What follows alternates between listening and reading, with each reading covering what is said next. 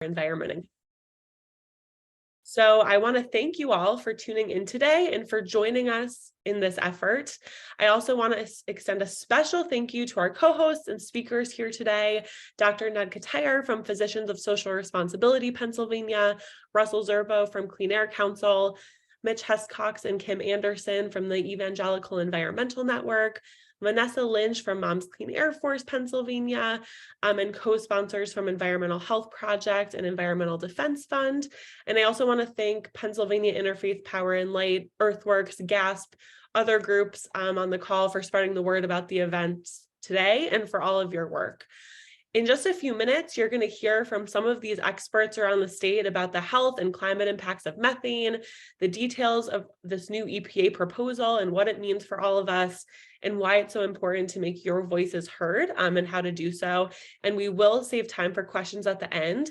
But before we get into the content, I just wanted to quickly go over a couple features of Zoom. So first, please note the webinar is being recorded so that we can share it with you all later, but also post it on social media.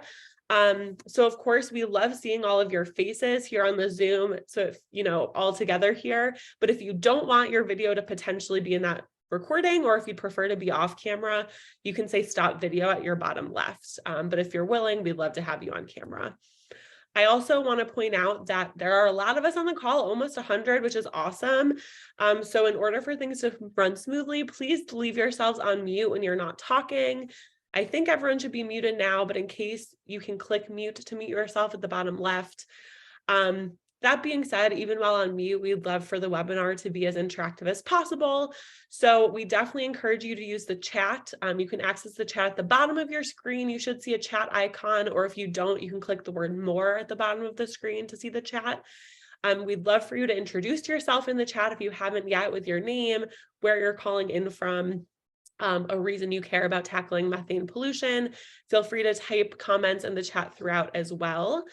And then there's also a Q&A feature on Zoom. So as I said, we'll have time for question and answer at the end of the webinar, but you can definitely write questions in the Q&A box throughout the webinar as you think of them. It's easier to keep track of them there than in the chat, and you can click Q&A again at the bottom or by clicking more if you don't see the Q&A option. Finally, closed captioning is available. Again, you can also click more to see that. And I just wanted to point out, we can see a lot of us here, which is awesome.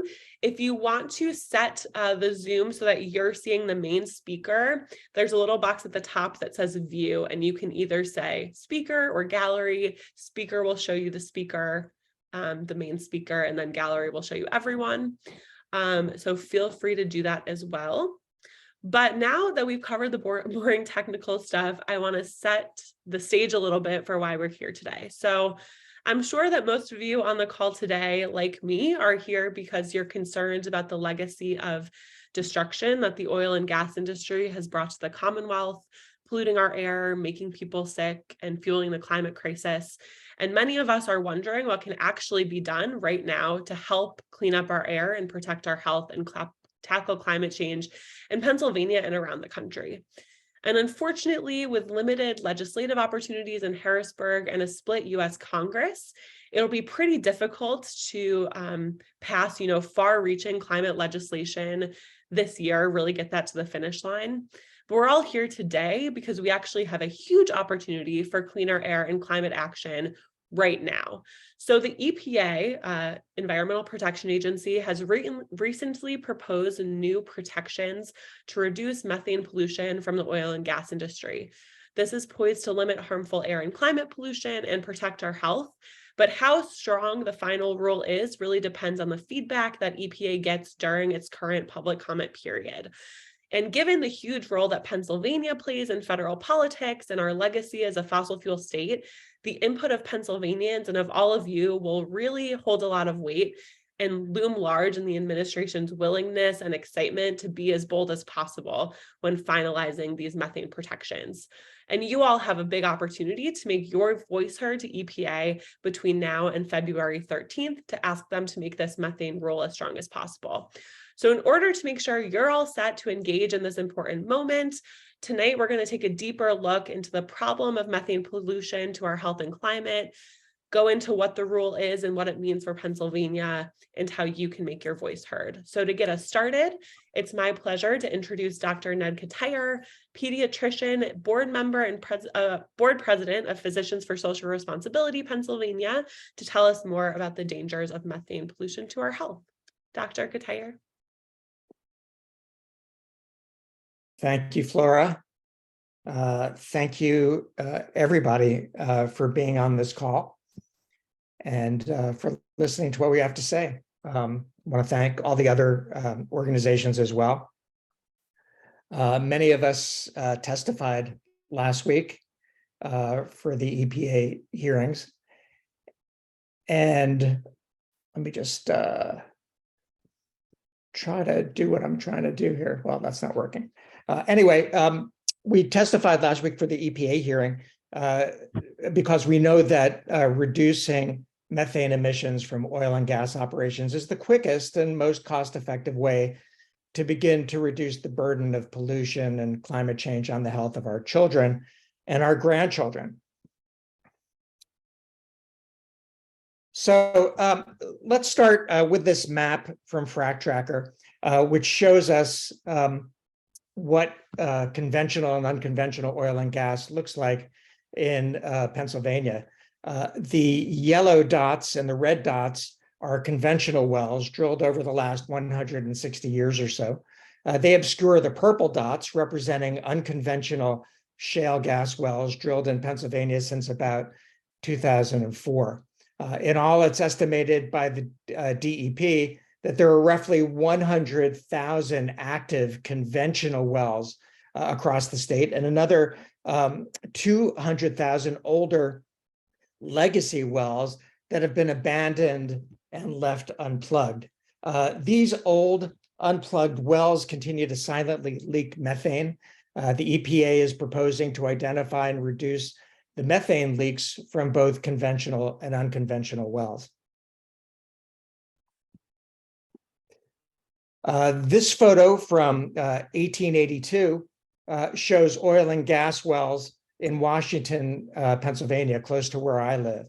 Wells that produce methane as far as the eye can see. And this was a common sight back in Western Pennsylvania back in the day. Today, you don't have to look very far to find unconventional gas wells associated and associated infrastructure all around the Marcellus Shale, and especially in southwestern Pennsylvania. Today, more than 95% of the nation's methane gas that's used to heat our homes and generate electricity is acquired unconventionally by drilling and fracking.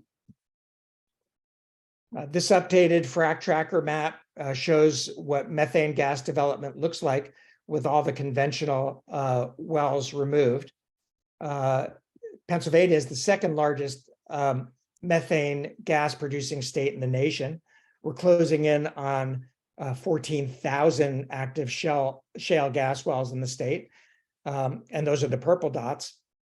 Most of the activity is in northeastern and southwestern Pennsylvania, and almost all of it has happened just in the last 15 years. Look at all that yellow. Those are all violations, more than 63,000 of them. Methane and other harmful pollutants leak from every point of methane gas infrastructure in amounts that far exceed industry reporting and government estimates. Accidental leaks and intentional venting and flaring don't just happen at the well pad, but they happen at the compressor stations and pipeline pigging stations, at gas processing facilities, and then beyond at gas power plants, petrochemical and ethane cracker plants, and LNG export hubs. You can see that greenhouse gas emissions really took off after the end of World War II. You can also see a small COVID blip at the upper right corner when emissions briefly declined during the first year of the pandemic. Methane emissions also began to accelerate shortly after the war and corresponds with the start of the fracking boom in Oklahoma and Texas in 1949. Methane is still more than 80 times more potent than CO2 in trapping heat in the atmosphere over a 20-year time frame. Over 100 years, methane is still 20 times more potent than CO2. So it's clear that methane gas from fracking doesn't help solve the climate crisis. Instead, it accelerates climate change and threatens the health and prosperity of every child on the planet today, as well as generations to come. Fracking is inherently leaky and is simply incompatible with solving the climate crisis. Instead of being a bridge fuel on the road to a clean future, as some would like us to believe, methane gas is a bridge on the highway to climate catastrophe, which is a destination we'll reach, scientists tell us, within our children's lifetimes.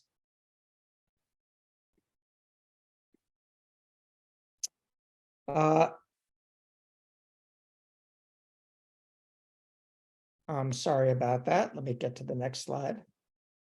All around the world, including in wealthy developed countries like ours, we're already seeing the devastating consequences of climate change.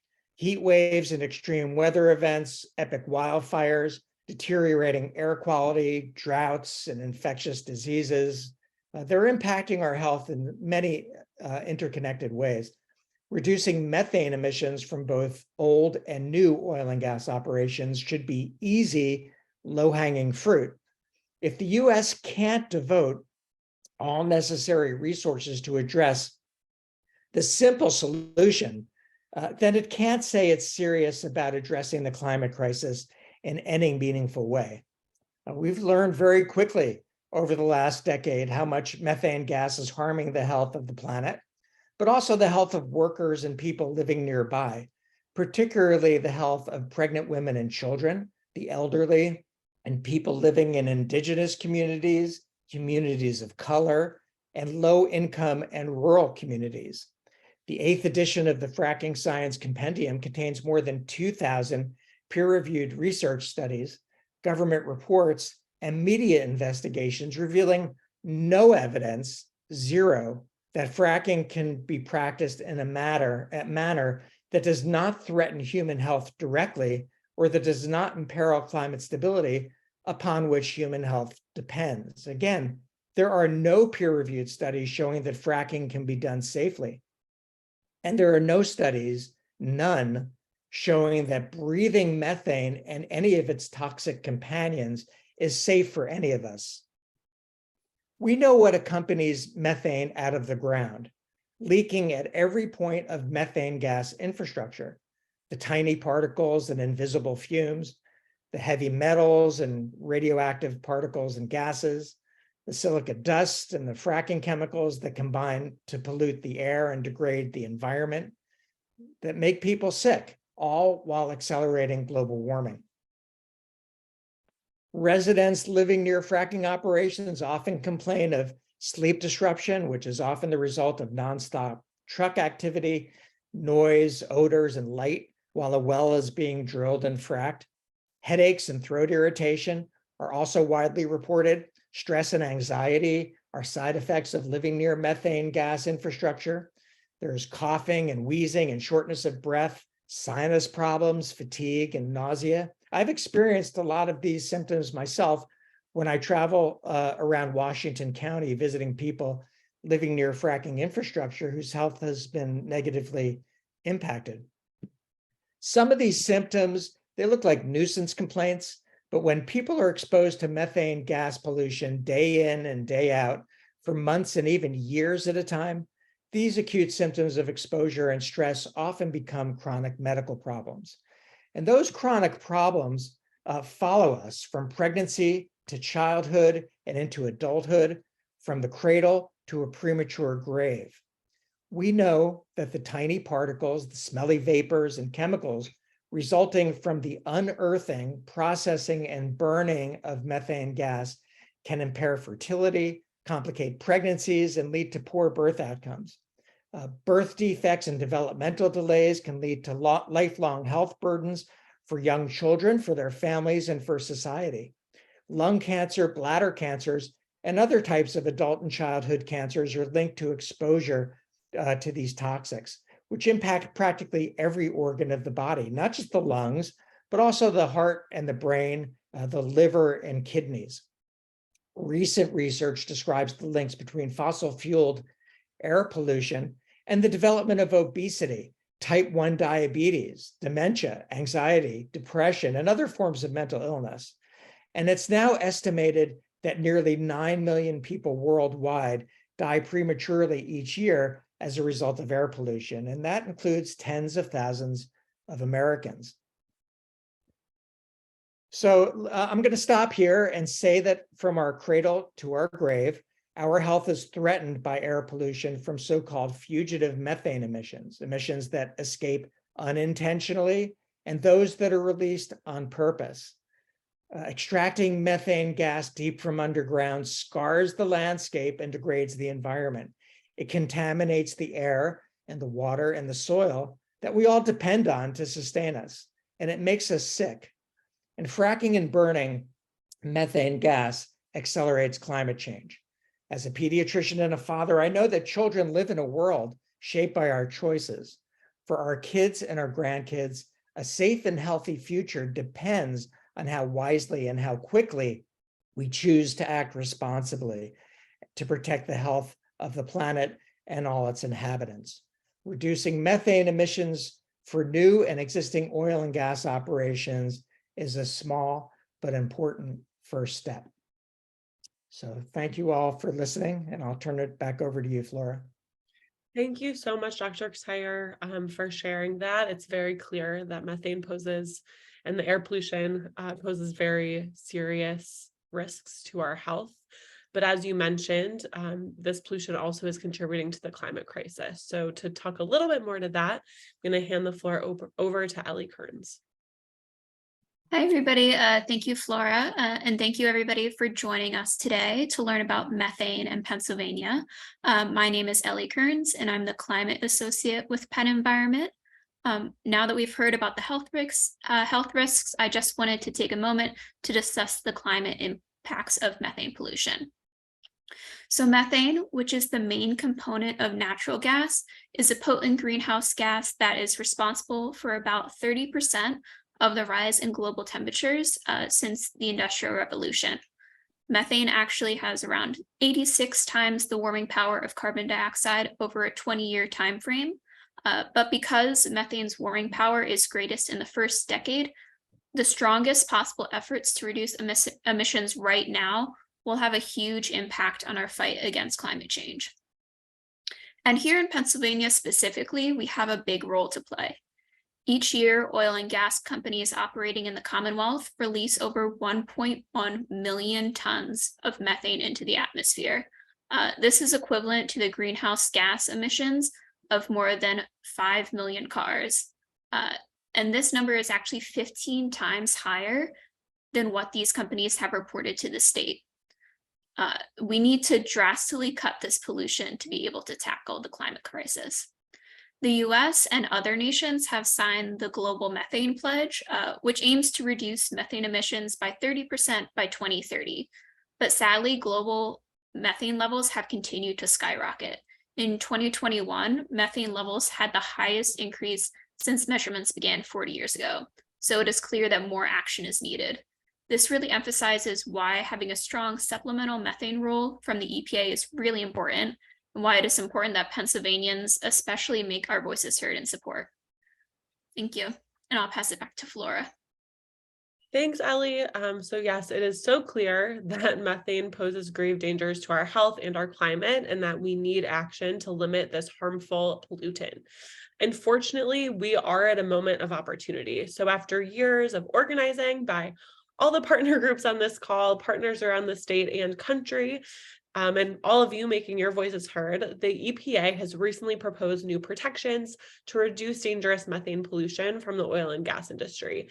But I know that details of rules like this can often be a little overly technical and a bit confusing for those of us less plugged in.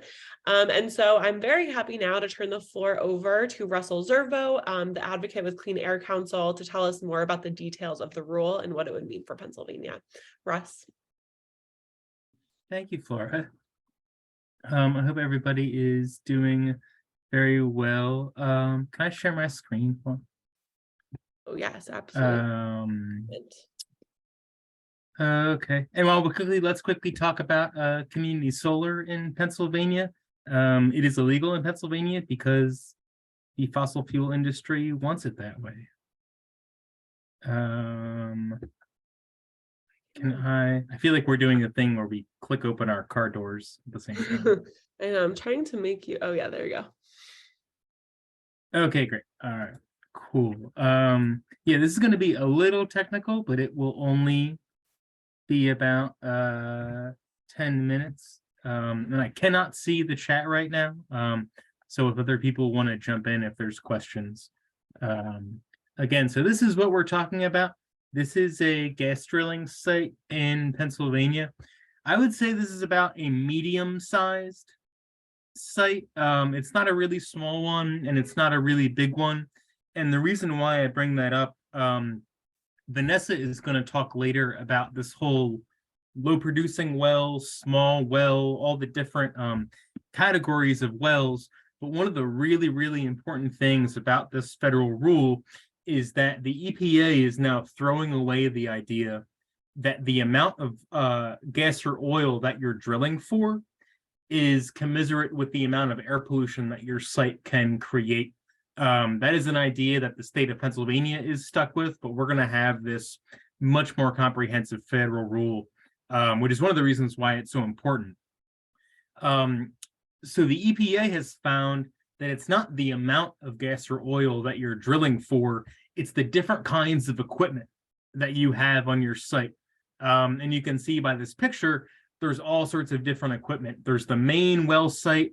There's some different storage tanks.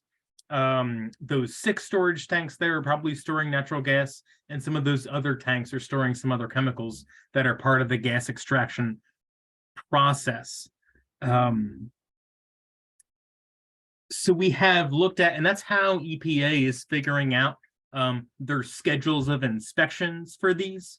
If you just have a wellhead at the site, you need a quarterly human inspection.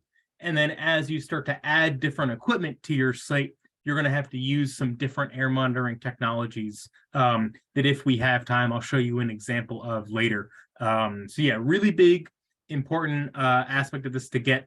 EPA is requiring some sort of inspection at all oil and gas extraction sites. They're not exempting any, which is really fabulous. They could increase those standards a little bit, but what we have now is pretty good. So this is a really nice breakdown of the different sources of air pollution at an oil and gas site. This is from a really great report from the Government Accountability Office. And I'll share this whole presentation that has links to it. Really important thing to understand, because we're in the state of Pennsylvania, at the national level, it's a really big focus. The gas that is vented or flared associated with oil drilling. Our friends in Texas, New Mexico, North Dakota, they all have to deal with this really big pervasive issue of oil drillers just wasting all the gas that comes with oil drilling. In Pennsylvania, we're not dealing with that so much. In Pennsylvania, we're talking about gas drilling with the express intent to acquire natural gas. But there is a really important connection. So right now, and you can even see it in some of the language in this report, if the well is not connected to a gathering line, they might have to vent or flare it. So the EPA right now in its rule is saying that you basically have to give a really good reason as to why your site isn't connected to a gathering line, as to why you have to flare it. I think that is one of the weakest parts of the rule. So you'll see, and I'll share some materials that Clean Air Council has put out about this. But one of the things we're really asking for is for just a lot more clarity in that situation. You know, how is EPA going to make that decision whether or not it is technically feasible, to use their words, to have a gathering line there? So they're sort of pushing that decision down the road, but we want a lot more clarity, you know, define technically feasible for us. And I'll loop around later. There's a equivalent aspect of that rule that is extremely relevant in Pennsylvania that not a lot of people are talking about. But let's say if we move from left to right here, one of the other sources is pneumatic devices, which I'll go into pretty good detail in the next few minutes. One of the other sources is storage tanks.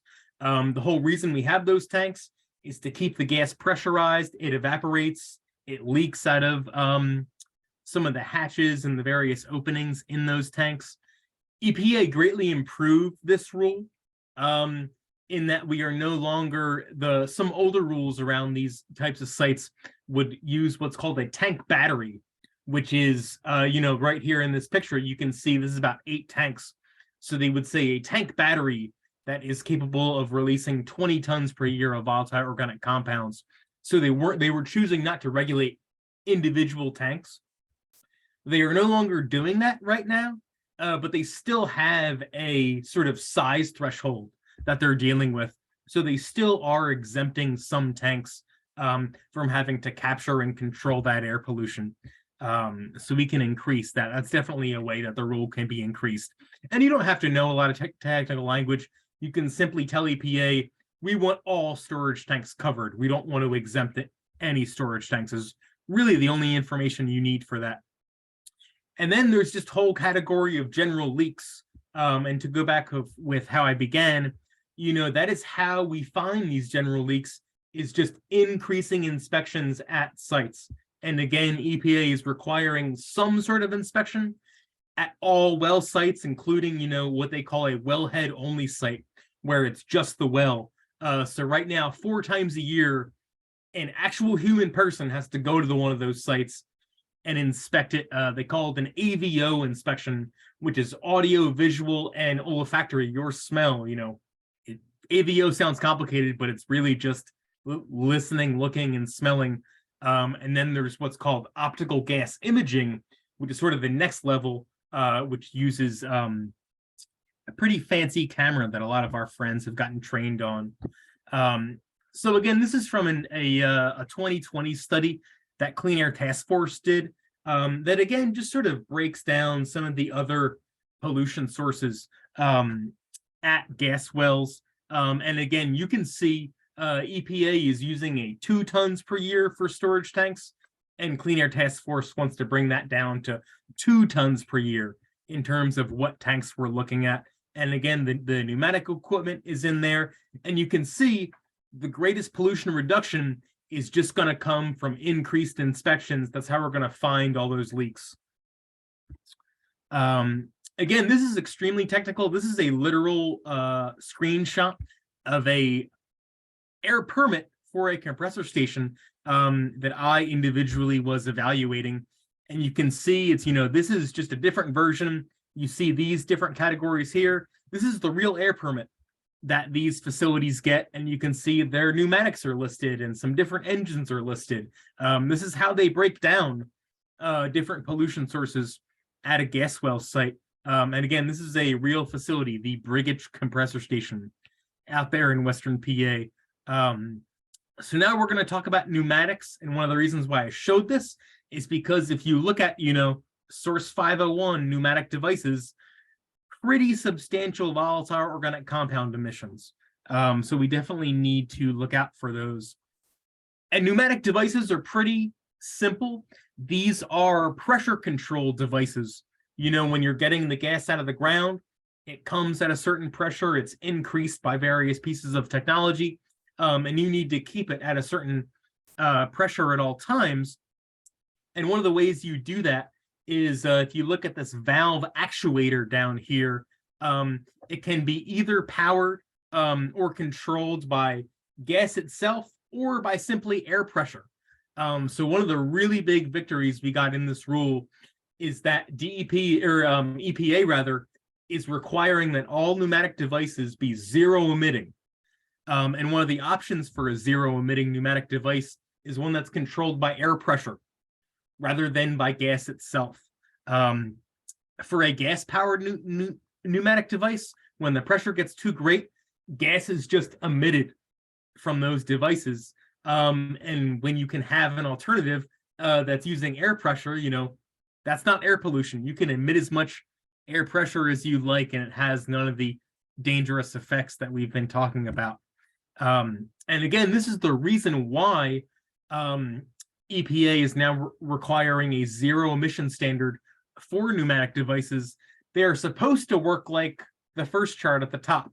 And that makes sense, right? It's just a valve that opens and closes. So when the valve is closed, nothing is supposed to come out. When it's open, it's open. But through some research, EPA found that even though when the valve site was supposed to be closed, it was still emitting air pollution. That was one of the big conclusions EPA made doing research for this rule. So-called intermittent bleed pneumatic devices just weren't working the way that they should. So EPA came in and concluded that, no, we need to require these air-driven pneumatic devices. And this is a photo of an air-driven pneumatic device. And exactly what the gentleman is pointing to is a pressurized air tank that is hooked up to one of these pressure controllers. So they're using just pressurized air rather than gas to regulate the movement of that actuator. So this is, and I'll sort of wrap it up here. I don't want to bore y'all with these details, but this is where that flaring application comes into play in the state of Pennsylvania. We don't really have this sort of associated gas from oil drilling. We sort of have the reverse. When people are drilling for gas, liquids accumulate in the well, and they have to get rid of those liquids to keep gas drilling going. So right now, you're just kind of allowed to vent that gas. It's referred to as a blowdown in certain communities in Pennsylvania. And if you live, in an impacted community, you know what a blowdown is. You've probably heard one before. So right now, even with this new rule, certain gas companies can apply to the EPA and say, I don't have any pollution control technologies. I just can't do it. You have to let me just uncontrolled vent this gas when I need to get the liquids out of my gas well. I think that's ridiculous. This technology has been available since 2012. This is a literal EPA document that I'm sharing with you. So this is a technology that's been available for some time, where you can get rid of the liquids in a gas well without creating any additional air pollution. And one of the things we're doing related to this effort is there's something called the Methane Emissions Reduction Program that is $1.5 billion allocated from the Inflation Reduction Act. This is going to be money the EPA can spend to help reduce air pollution. So one of the things we're asking EPA to do is to help companies, do some technology upgrades, and maybe rather than applying to create air pollution, you could apply to reduce air pollution with this very available pollution control technology. And yeah, that is it. There's some new, and I'll end with this. One of the really exciting parts of the proposed rule is something called the Super Emitter Response Program. A lot of us asked for a community air monitoring program around these gas sites. What we got was a super emitter response program that is extremely technical. So what we're asking of the EPA is to put a lot of that $1.5 billion into programs that will help communities understand their air pollution and specifically connect impacted residents with some of the air pollution scientists that are working on technologies like this. I know that's a lot. I'll be around for questions later, but I will turn it back to the panel. Thanks so much, Russ. And yes, I think there are some questions in the chat, and probably there will be more. I see that the Q&A feature is not actually showing up for everyone, so you can put questions in the chat and we'll try to keep track of them. That was a lot about the rule, but there's actually even more in the rule than that. So I am now happy to turn it over to Reverend Mitchell Hescox, President and CEO of the Evangelical Environmental Network, to tell us a little bit more. Thank you so much, and welcome to everyone here. I mean, it's great to be doing something together. Many of us on this call have a lot of different philosophies and theologies and even ways of doing something different and don't agree on all things, but we all agree on protecting our children, from defending our children's health, and that's why we're all here together. I want to talk about a specific part of the rule very quickly that is really critical to Pennsylvania. In the new PA rule, and I'm sure industry is going to do all they can to get rid of this, and that's why if you can you are going to comment, and we hope you comment, to include this little bit, is that oil and gas rings, oil and gas wells that are planned to be shut down now have to be monitored till they're completely plugged and the whole site remediated, which is critical. If you don't know, Pennsylvania has probably 600 abandoned and orphaned gas wells. Last year in the Infrastructure Act, the Bipartisan Infrastructure Act, Pennsylvania was given will be given $400 million, hopefully, to plug some of those wells. Well, that's going to plug less than 4,500 of the wells. Right now, in 2022, the industry already walked away from an additional 400 more wells. I think that my number's right. I might be a little off on that. I looked it up earlier today. But the interesting thing is the Pennsylvania legislature this past summer, in a big deal, forced the governor into only permitting a $2,500 bond. $2,500 bond for each well.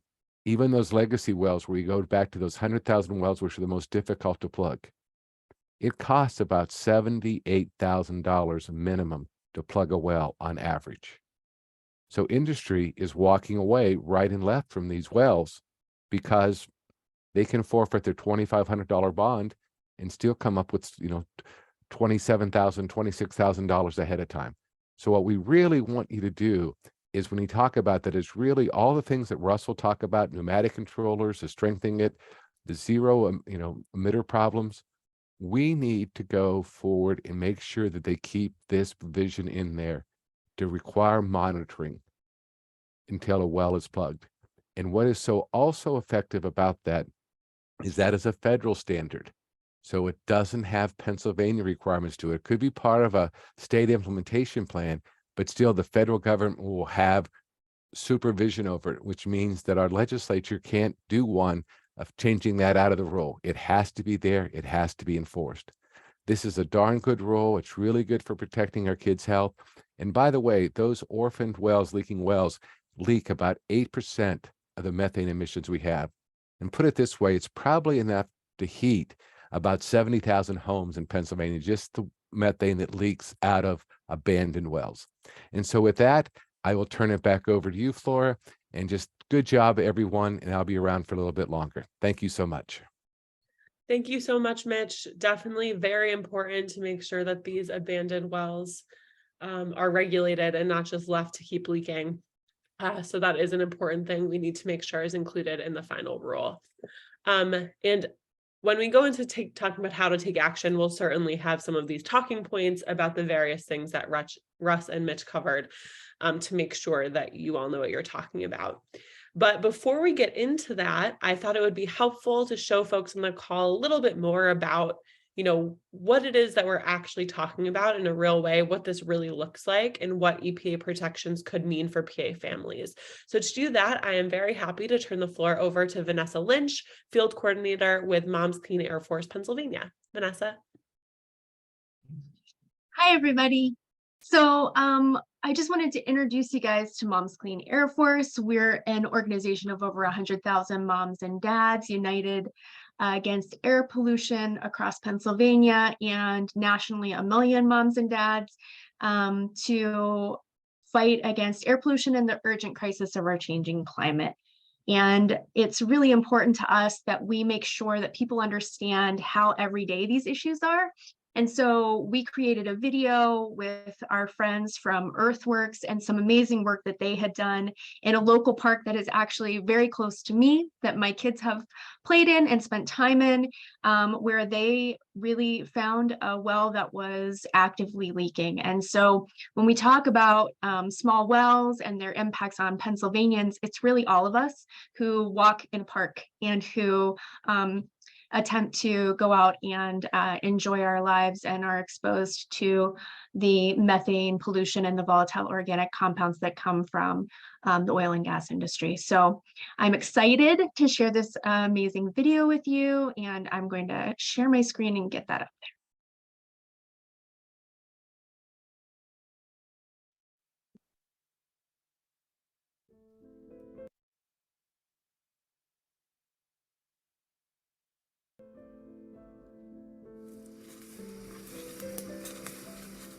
we were looking at it through like here, and this is all cleared now. And you can see that little piece at the end, that's the piece that was missing. This whole entire thing was off. We're here at Boyce Park in Allegheny County, and we're here to learn more about a recent trip Melissa took to view oil and gas wells and what she discovered. Melissa, can you tell us a little bit about the work you do with Earthworks? Yeah, absolutely. So I'm a Pennsylvania field advocate with Earthworks, which means that I use this thing called an optical gas imaging camera to look at oil and gas sites across the state of Pennsylvania. And it is specifically calibrated to be able to see normally invisible gases like methane and health hazardous volatile organic compounds, including benzene. And this is the same technology that the industry uses and that regulators use to look at oil and gas sites. A couple of months ago, I was in this park working with some community partners to look for an orphan gas well that is also nearby. And we smelled a really strong kind of a sulfuric odor as we were walking on one of the trails not far from here, and decided to kind of follow that smell. And we weed whacked for a while. And using this camera, I was able to see that there was a significant equipment problem at this well site, and that there was a piece of equipment that was missing that was allowing methane and volatile organic compounds to actually pour out of this well site. And unfortunately, we don't know the last time that this site was inspected. And so I reported the issue to the Department of Environmental Protection. We called the emergency line for the company, and the problem was luckily fixed. And today, things are looking good. And you said we're pretty close to a trail near here and to some other parts of the park that a lot of children and families use. Exactly. There are playgrounds here, there's basketball courts, soccer fields, trails that people run on, that kids take hikes on with their families, just like literally a stone's throw from where we are right now. Thousands of people visit this park every single year, so it's a real problem to have infrastructure like this that's leaking or venting health hazardous pollutants into the air so close to people and so close to children. And unfortunately, there aren't any regulations in place right now requiring operators to visit these sites and inspect them with a camera like this with any kind of frequency. And so it's possible that it could have continued to vent methane and volatile organic compounds into the air like that for a really long time. So methane is the main ingredient in natural gas, and it's got really serious climate change impacts, right? Absolutely. It's 84 times worse for our climate than carbon dioxide in the short term. And where methane is leaked, there are also volatile organic compounds, or VOCs, which harm people's health.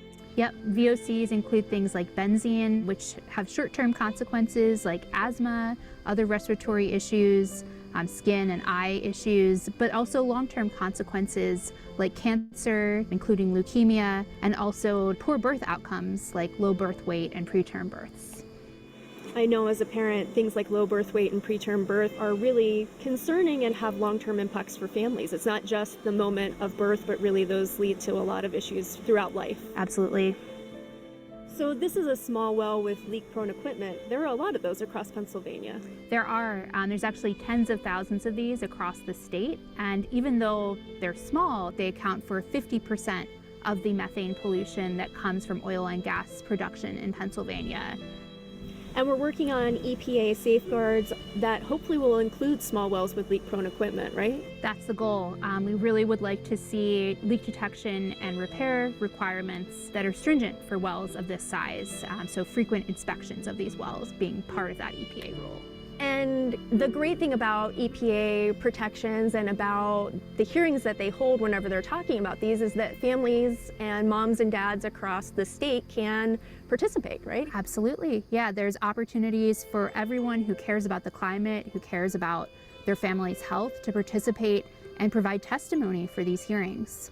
Well, I really appreciate you bringing us out here. I'm so glad that you stumbled upon this site and really glad that it was taken care of quickly. I hope that we can find a way to move forward and that the EPA will come up with some really good safeguards for these small wells, so families like mine who come to the park and play and want to just enjoy nature can do that without worrying about what we might be breathing and what the health impacts might be for our families.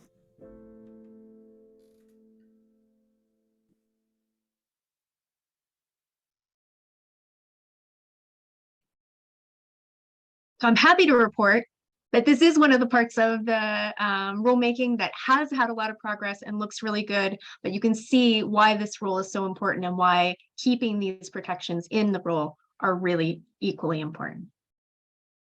Thank you so much, Vanessa. Yes, absolutely important as you make comments to express how important it is to make sure that these small wells are also regulated under the rule. Thank you so much for sharing that piece. And certainly we can share the video around to folks too, so you can share it out. But I think all the speakers so far have made it really clear that there's a lot at stake with this EPA rule as it's written right now. As you've heard here, there's a lot of good parts, a lot of progress that we want to make sure stay in the final rule and don't get taken out because of oil and gas pressure. There's other things we want to make sure are strengthened in the final version of the rule.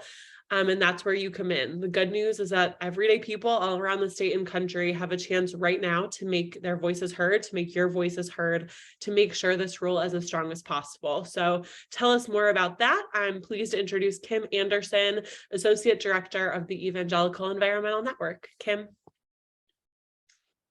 Thank you. Can everybody see my slide? Okay, great. Well, we're all here today because we wanted to learn more about methane, and we've heard a lot about both its impact on health and climate and also about how it works. At this point, you might be wondering what can be done, and that's what I'm going to work on for you. So I'm here to talk about the who, what, why, and how of how to take action on methane. So first, you might be wondering who can do something, and you are the best person to take action and to talk to the people that you know, because you already have credibility and share values with your friends and your family and your neighbors. And so you are a good person to start talking to people. Second, you can share with them the what that you've learned today about methane. We've learned about, a lot of important background, and I'll talk a little bit more about that. It's an important topic because it doesn't get the same amount of attention as other issues get. Compared to carbon, though, methane has 20 times more warming power in the first 20 years. It's kind of like a big punch to our climate. And addressing methane now can help us achieve climate goals. This is why now is the time to act. So now to get on to the why, there are two categories that we've already talked about for methane. We've got heat and health. And so heat, like we've learned, it's 80 times more potent than carbon dioxide in its first 20 years. And rising heat also has health impacts that we heard about earlier. And then the other side is health. Methane is a powerful emitter of hazardous air pollution like methane and benzene and other cancerous toxins. And it's known that people that live within a half mile, and new research shows within up to 5 miles of an oil and gas facility, are much more likely to be impacted from a health perspective from things like from being near an oil and gas facility. And nearly 1.5 million Pennsylvanians live within this threat radius, and about 300,000 students go to over about 1,000 schools within that threat radius. Studies have shown that people living in proximity to oil and gas wells have increased risk of health issues, including adverse birth outcomes, heart disease, cancer, and asthma, and other respiratory diseases. And our children are the ones that are most vulnerable to these impacts. So how to take action? First, you can share with your family, friends, and neighbors, either via social media. You can text or have conversations with friends. You can write letters to the editor, to your local newspaper. It's important that Pennsylvanians all across the state are talking about this. And the more that we talk about it, the more people will know. Also, you can go directly to the EPA. You can sign an action alert, and we'll be sharing action alerts from all the different organizations here in a minute. And then you can also write and submit personal comments. And I'm going to put a link in there for 2 toolkits. One is a general one that has information about methane and how you can submit personal testimony and written comments. The other is EEN adapted it for a faith audience. So if you are a Christian or come from a faith background, there's information in there about how you can write about these topics from that perspective.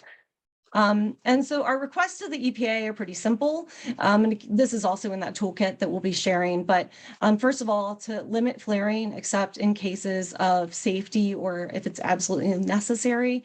And a flaring, again, is when they burn off extra gas. It costs less money for them to burn it off. But if we captured it, it would ultimately save us some of the drilling and things like that. The second is storage tanks. I live in Cambria County, where somebody put a link in the chat earlier.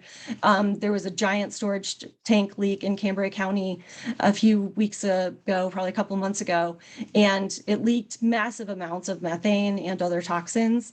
And people, as far as 2 miles away, could hear it. And as they went outside, they had trouble breathing. People complained of headaches and things like that. So it's been very close to home for me why we need to care about storage tanks. And then finally is individual and community monitoring.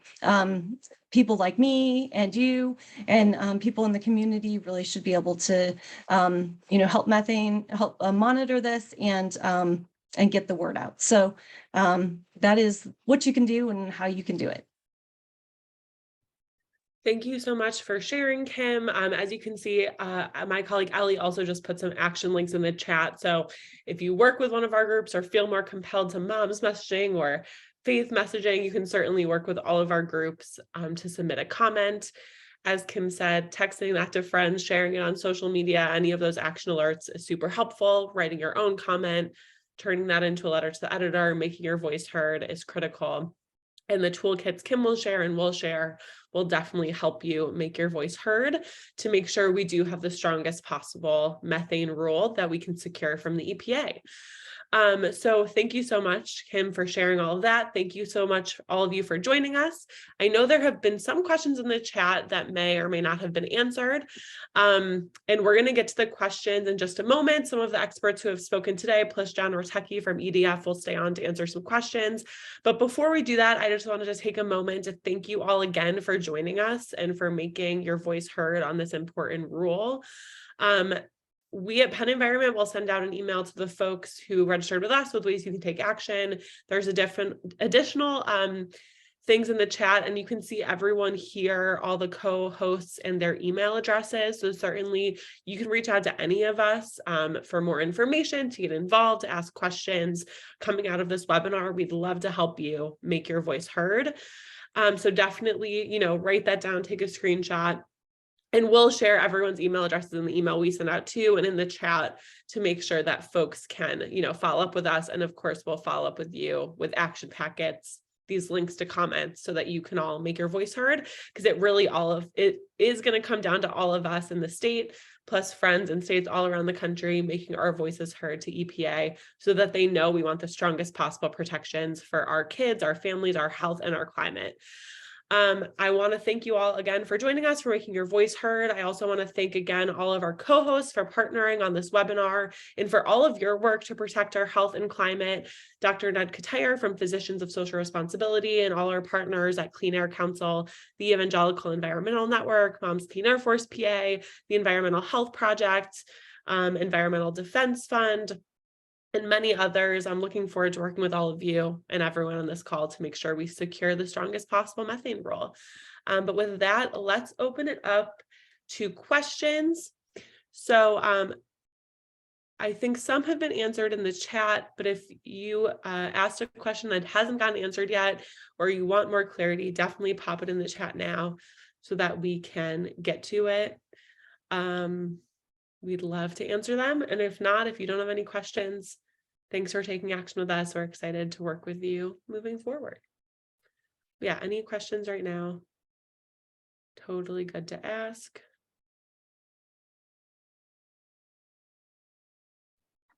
Flora, Flora, one of the questions that was in the chat was about what will happen to this rule once it's passed at the EPA. And I think that's a really important opportunity.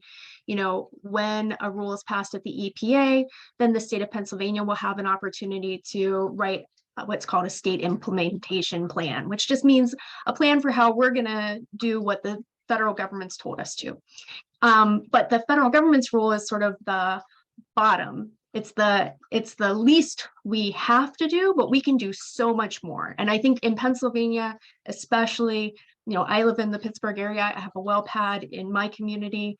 I will advocate for and encourage everyone that those rules can be much, much better, and can include safeguards that are much, much better than the federal. So right now we're talking about federal rules, and that's really important, and we all need to advocate on that. But the next step will be when those rules come to the state of Pennsylvania. And I hope that all of us will choose to participate then as well. Yeah, and if I can just piggyback on what Vanessa just said, is that to answer one of the questions, I think if you go to any of the emails of the people there, all of our groups have specific handouts for the groups, so we'll be happy to share that depending on who you want to go to. That's a great thing to do. One thing I would also we didn't talk about tonight is there's a movement within the industry to extend this comment period after the February 13th date that's been posted. We would really like to see that stay. That we've been working on this rule since 2014, at least I have been. And so it's been gone on for a long time. It's been delayed. It's been put in the courts, a whole lot of other different things. And so if you continue to press forward, we need to get this rule done and out by the middle of summer so that we can get it enforced. The states that have, as Russell said earlier, they're 18 months to get it done, and then we can comment on that. But it's very important that we get this thing done ASAP to protect our children's health and to defend climate.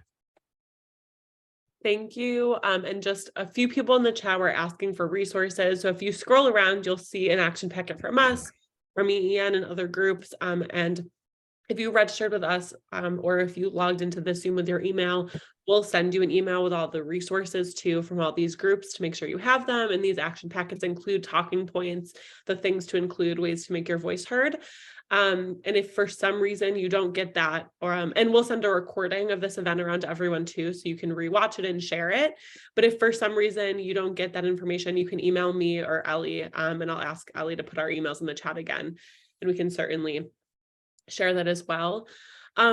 Maybe Mitch, you can also answer this. There's been a few questions about, this rule, making sure abandoned wells are monitored. How can we make sure that these wells are actually plugged?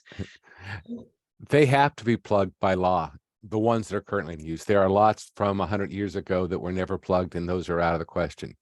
The question is what happens is that industry either files bankruptcy and walks away from them, thanks to the legislature only requiring a $2,500 bond.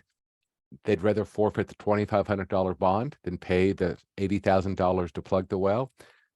So it is legal and mandatory to plug the well. They just find all sorts of ways to keep walking away from them.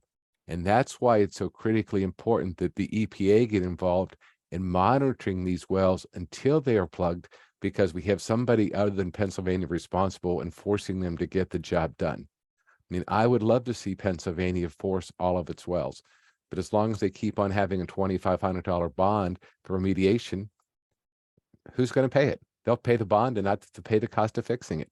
And it's very shame. It's a terrible tragedy. I think it's immoral from my perspective. It's not biblical, but it's a reality in Pennsylvania that we have to deal with, so we can really get people to do it. And it is a state law of plugging the wells right now. That's why the monitoring from EPA is a federal thing that I am, it was one of my strongest advocacy pieces in the EPA rule, was to get that done, because I know we need it for Pennsylvania. For anybody who isn't sure, a bond is just the company's promise that they'll plug the well. But because they only have to promise a small amount as compared with actually plugging the well, which is tens of thousands of dollars, they take the easier, cheaper way and just leave the wells for the state to have to deal with. Yeah.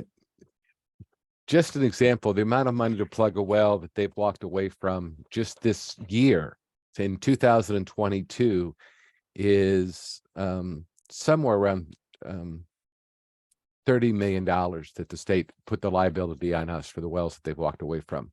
And that's probably an underestimate. So it's a big problem for Pennsylvania. And because not only are the leaking wells a source of air pollution, they're also potentially a major source of water pollution. So they're a double whammy. for everybody. And I think it's something we really have to come down on. And if you want to, write the, to answer your question, Lynn, because if they have to keep monitoring the wells, that means that somebody's going to go out and inspect them. And if they really start leaking, then they'll have to be fined to do that from the EPA and not the state DEP. So it puts a stronger case on it. It's like having the FBI come out and do something versus your local town police force doing the monitoring. So there's a little more oomph behind it.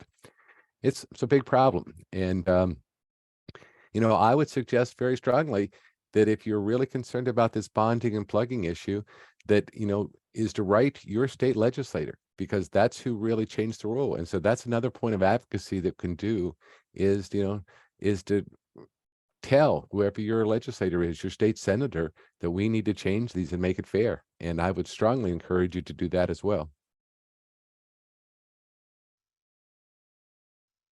Thank you, Mitch. And yes, great point. If they actually pay the true cost, we'd be way beyond dirty fossil fuels by now.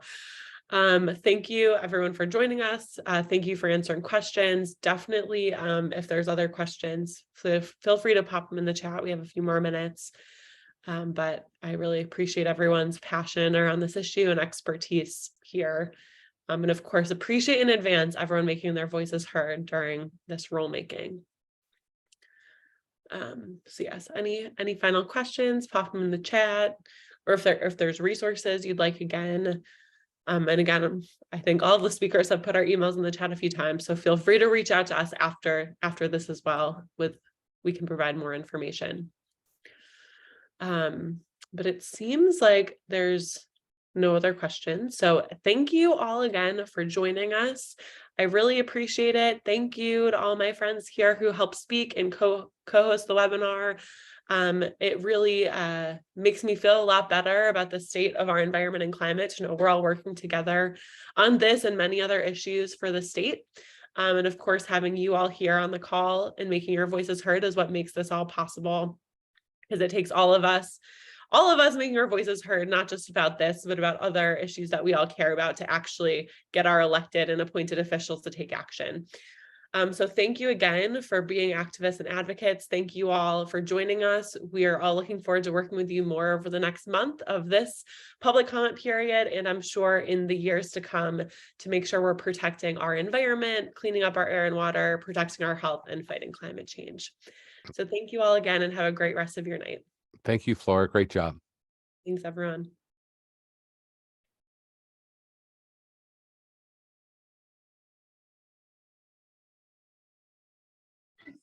Thank you.